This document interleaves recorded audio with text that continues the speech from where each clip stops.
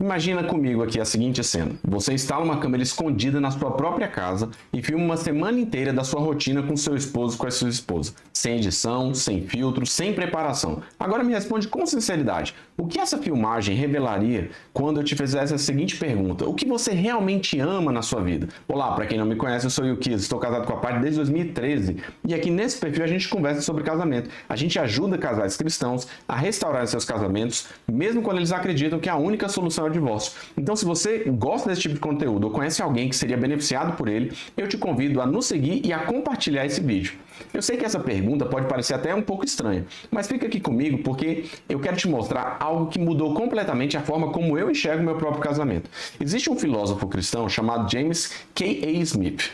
Ele escreveu um livro chamado Você é Aquilo que Ama. Eu sei que o título não é um título muito bom, na minha visão, porque você fica meio assim, você fala, cara, não sei se eu vou ler esse livro, mas vale a pena. E a tese central dele é simples, mas é devastadora.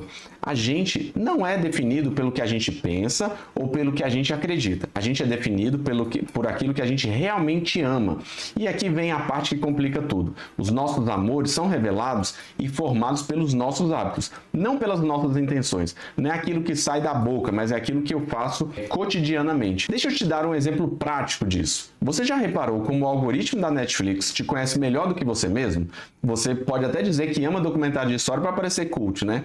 Mas se o seu histórico mostra que você passa horas assistindo reality show, o algoritmo sabe a verdade. Ele não se importa com o que você diz para os outros, ele não se importa com aquilo que você fala que gosta, porque ele sabe e ele te observa, ele sabe realmente o que você faz, ele sabe onde você realmente gasta seu tempo na frente da TV. E aí eu te pergunto, se existisse um algoritmo para o seu casamento, o que ele revelaria? O que ele nos mostraria? Não o que você diz que ama, não o que você acredita sobre o casamento, mas o que os seus hábitos diários mostram sobre as suas verdadeiras prioridades. Olha, eu vou ser muito honesto com você. Quando eu parei para pensar nisso, eu levei até um susto, porque eu percebi que muitas vezes eu dizia que amava a Paty e eu acreditava que o casamento era importante, mas os meus hábitos contavam uma outra história totalmente diferente. O tempo que eu passava no celular, a forma automática como eu respondia à minha esposa, infelizmente, mostrava realmente aonde eu estava negligenciando. Aquelas pequenas falhas, aquelas pequenas omissões, elas vão se acumulando. E aí entra um conceito que o James Smith trata no livro dele, que é muito poderoso. Ele fala sobre o que ele chama de segunda natureza. É isso mesmo. Sabe quando você aprende a dirigir? No começo você pensa em cada movimento. Embreagem, marcha, seta, retrovisor. Mas depois de um tempo, você faz tudo no automático. Você nem pensa mais e simplesmente vai lá e pá, faz. Por que você faz desse jeito? Porque virou sua segunda natureza. O problema é que no casamento a gente também desenvolve uma segunda natureza. Só que nem sempre é uma segunda natureza do jeito que a gente gostaria. Não é aquela natureza boa, infelizmente. A gente desenvolve padrões automáticos de resposta, de reação de comportamento e hábitos que infelizmente a gente não gostaria que viessem a público. Infelizmente, a gente não gostaria que ninguém copiasse para ter um bom casamento. E esses padrões vão moldando o nosso relacionamento sem a gente nem perceber. Quer ver um exemplo? Pensa na forma como você e sua esposa, ou você e seu esposo, se cumprimentam quando um chega em casa. É um abraço genuíno ou é um oi distraído, né, enquanto um está olhando para o celular? É uma reclamação sobre o dia? Perceba que aqui a gente está na frente de um ritual que acontece em vários lares e é repetido centenas e centenas de vezes por ano. E aquilo ali está, assim, formando o caráter do seu casamento. E aqui está a grande sacada que pode mudar um pouco sua perspectiva. Não basta saber o que é um bom casamento, não basta ter as informações certas, não basta simplesmente vir aqui consumir o nosso conteúdo e falar, pronto, agora eu já sei. Você precisa se tornar o tipo de pessoa que naturalmente age de forma amorosa. E isso não acontece por decisão, isso acontece por formação, exatamente aquela criação daquela natureza que a gente tinha falado. É como a diferença entre reconhecer as regras do piano e saber tocar piano. Você pode memorizar todas as notas, entender a teoria musical, mas isso não te faz um grande pianista. Para tocar piano, você precisa praticar escalas até que seus dedos saibam o que fazer sem você pensar. É até aquilo ali virar a sua segunda natureza. No casamento é a mesma coisa. Você pode ler todos os livros sobre comunicação, assistir todos os vídeos sobre relacionamento, mas se você não praticar, se você não criar os hábitos de forma intencional, nada vai mudar dentro da sua casa. Porque a transformação não acontece na cabeça, acontece no coração. E o coração é formado pelos hábitos que nós temos feito dia após dia. Agora tem outro conceito que James Smith traz que eu acho ainda mais importante para a gente que é casado. ele fala sobre as liturgias seculares. Calma, não é nada religioso no sentido que você está pensando, não.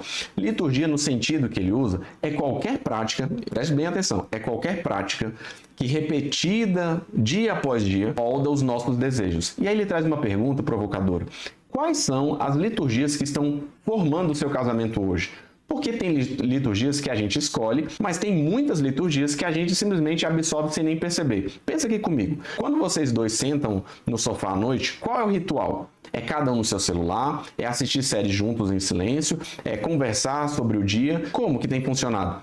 Esse ritual, se você for para pensar, é uma liturgia, a gente pode até chamar a liturgia do sofá. Está formando vocês, está formando o caráter de vocês dentro do casamento. Está moldando os desejos de vocês, as expectativas e influenciando na conexão que vocês têm. E não é só isso. As redes sociais também são uma liturgia. O consumismo é uma liturgia. A forma como a cultura retrata o casamento é uma liturgia. E todas essas liturgias estão competindo pelo seu coração. Estão tentando moldar o que você ama e o que você deseja. O James Smith, ele, baseado em Santo Agostinho, diz que o ser humano é fundamentalmente um ser que ama. E os nossos amores podem ser ordenados ou desordenados. Quando a gente ama as coisas certas na ordem certa, a gente floresce. Quando os nossos amores estão fora de controle ou fora de ordem, a gente simplesmente sofre. No casamento, isso é muito prático. Quando o trabalho está acima do esposo ou da esposa, quando o conforto pessoal está acima do serviço, ou quando a aprovação externa está acima da intimidade real, os amores estão desordenados. E não adianta só saber disso. É preciso reordenar os amores através de práticas intencionais. Tá, eu entendi que não adianta simplesmente saber. Então, o que eu faço com tudo isso? Eu quero te deixar aqui 3 reflexões práticas. Primeiro, faça um inventário honesto dos seus hábitos conjugais. Não aquilo que você gostaria que fosse, mas aquilo que realmente é. Como vocês começam o dia, como vocês terminam o dia, como vocês lidam com conflitos, como vocês demonstram afeto. Esses hábitos estão sim revelando e formando os seus amores hoje. Segundo, crie liturgias conjugais intencionais. Pequenos rituais que vocês escolheram praticar juntos. Pode ser uma oração antes de dormir, pode ser um café da manhã que vocês vão fazer sempre aos domingos sem utilizar celular, pode ser uma pergunta específica que vocês vão fazer ao outro dia após dia. O importante aqui é você ser intencional e repetir isso constantemente. E o terceiro ponto, identifique as liturgias rivais. O que está competindo pela atenção e pelo afeto de vocês hoje? Às vezes, a gente precisa fazer uma faxina nas práticas que estão deformando o nosso casamento. Olha, eu sei que isso pode parecer muito teórico, mas eu te garanto que é extremamente prático. Porque no final das contas, o seu casamento não é construído pelas grandes decisões. Elas são poucas se você for comparar com o seu dia a dia. Ele é construído, sim, pelos pequenos hábitos. Por quê? Porque esses pequenos hábitos, eles são milhares ao longo de um ano. Você é aquilo que você ama. E você ama aquilo que você pratica, por mais que você negue verbalmente. Então a pergunta que fica é: o que você está praticando hoje no seu casamento? Se você quer se aprofundar mais nesse tipo de assunto, e se você precisa de uma ajuda mais especializada, nos procure lá no Instagram, @casamentosembrigas. E se esse conteúdo fez sentido para você, deixe o seu like e já compartilhe com aquele casal que vai ser beneficiado. Até mais. Tchau, tchau.